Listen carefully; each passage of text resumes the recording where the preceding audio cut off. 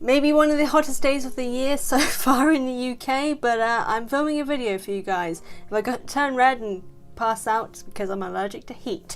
But let us move on from my personal troubles and get on to Avatar, something that you are all here for. And today I am answering a question that came about from the finale of Legend of Korra Book One, and it's something lots of people have been wondering, so I am hoping to unlock the secrets of that moment. So today we're looking into how Korra unlocked airbending and contacted the past avatars.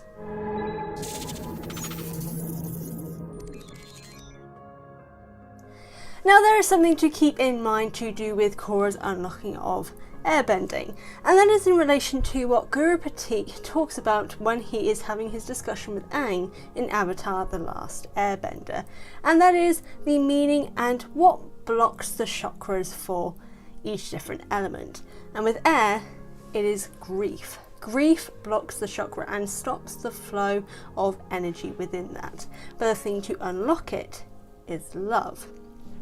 Now, the way I've often interpreted how Korra has struggled with her bending is relating to these chakra-like elements, in the fact that Korra has experienced a lot of grief in her life, and particularly the grief that she is experiencing while she is in Republic City itself, and all the trauma that is going on in that area.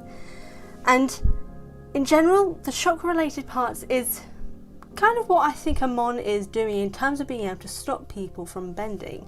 He is using blood bending to block the chakras for elemental basis to stop people from being able to unlock and connect with the chakra relating to their bending element.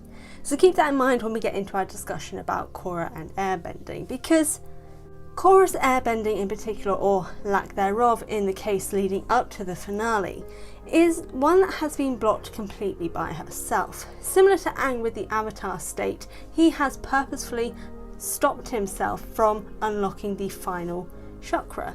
And in Korra's case, intentional or not, she has done the same thing. Like I mentioned, she is experiencing a lot of grief and basically things she's never really experienced in the world before. The pressure, the unknownness of the world itself, because she has been locked away for so long. And that is also tied into her grief. The fact that she doesn't know the world. The fact that she's angry that she's failing as an avatar due to her inexperience. And so all that grief is leading to her being able to not unlock the air chakra or connect with her past lives, because with all the chakras not fully unlocked, she can't unlock the final one for cosmic energy, which helps go into the avatar state. But when the scene with Amon is occurring, she has lost all of her bending. He has blocked all of her chakras, except the one that she had already blocked herself, the air chakra. And so that is something that is no longer under his control, because that is based on what Korra has done. And as I mentioned before, air is unlocked by love. And in Book One, her love and affection for Mako and this city has continued to grow throughout this season. And as such, when she sees Mako in danger and sees him about to have his own bending taken, her love for him and the love that has built up throughout this season helps her unlock the air chakra and allow her to release that power of air to protect Mako, the boy that she is falling for or has fallen for. But to go on to the avatar state and the avatar connection element, which I know is a thing that most people were convinced was unrealistic. And the reason why I believe it isn't is because what happens in the final moment leading up to her connecting to Aang. And that is Korra running away, realizing that she only has access to one single element. She has failed as an avatar. She is no longer an avatar. She doesn't have control over the four elements. She doesn't have access to all four elements. She is broken. She is a failure. And so she goes to the edge of the cliff and considers ending it all so a new avatar can take her place and be a better avatar with all the elements and all the avatar power that she no longer has. She is detaching herself from the world in that moment, considering ending it all to basically, in her mind, make the world better by doing so.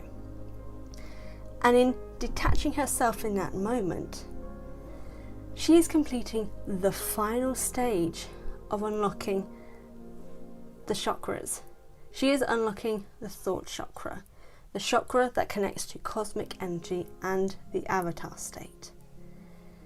And as Aang says when he does appear, when we hit our lowest point, we are open to the greatest change. And that's what I think happens here to Korra in this moment. She has managed to unlock that final bit by detaching herself from the world with this consideration of ending her life to make sure the world has a fully fledged avatar.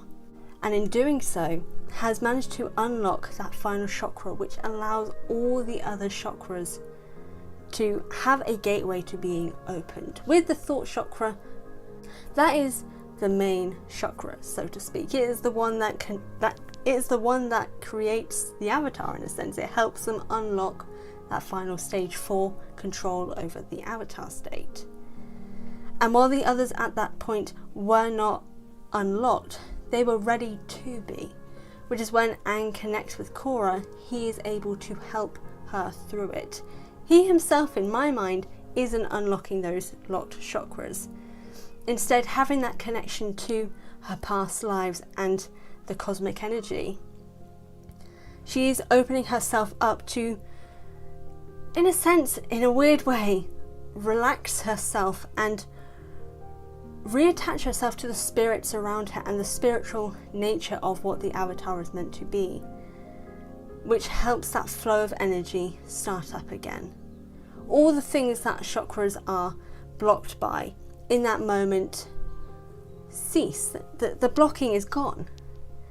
It is able to be undone, so all that flow comes back, allowing her to enter the avatar state and gain control once again of all the elements.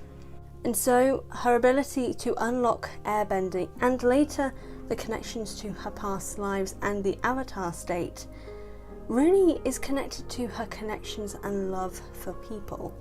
Airbending was due to her love for Mako and her need to protect this city that she has come to love.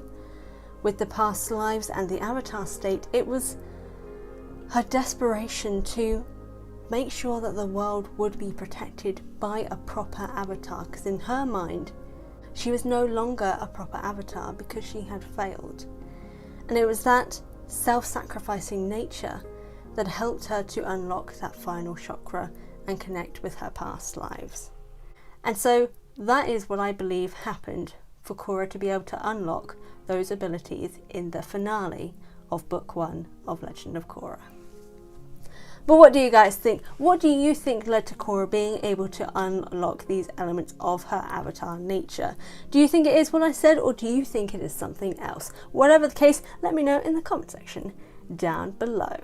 Now, I don't have a sponsor for this video, but I do want to let you guys know about some fantastic merchandise that I do have going on, if I do say so myself, on TeePublic. Now, TeePublic is linked in my description box, and they have regularly got discounts going on and are just generally great quality for you guys to enjoy and be comfortable in. They currently also have masks going on, not medical grade, but ones that are basically just general face coverings to help give basic protection to those around you and for yourself, and are going for pretty reasonable prices, with the majority of the funds for people who buy them going to help support those during the current climate. And you know, they're pretty pretty, that's not the best way to describe it, but it's happened now. So yes, go to teepublic.com, the link is in the description box, and check out the stuff there. It could be my shop, it could be someone else's, but TeePublic is definitely worth it. Again, not a sponsor, but I wanted to give them a shout out anyway. As always though, I want to thank you guys so much for watching this video. I truly do appreciate it. In the description box, like I said, are the links to my social media, my merchandise store and my Patreon, where if you're able to, please do consider supporting me making this content. If you can't support me on Patreon though, I can always do with another subscriber, so be sure to hit the subscribe button and the notification bells to know when new videos are out. Either way though, thank you again so much for watching, and I will see you guys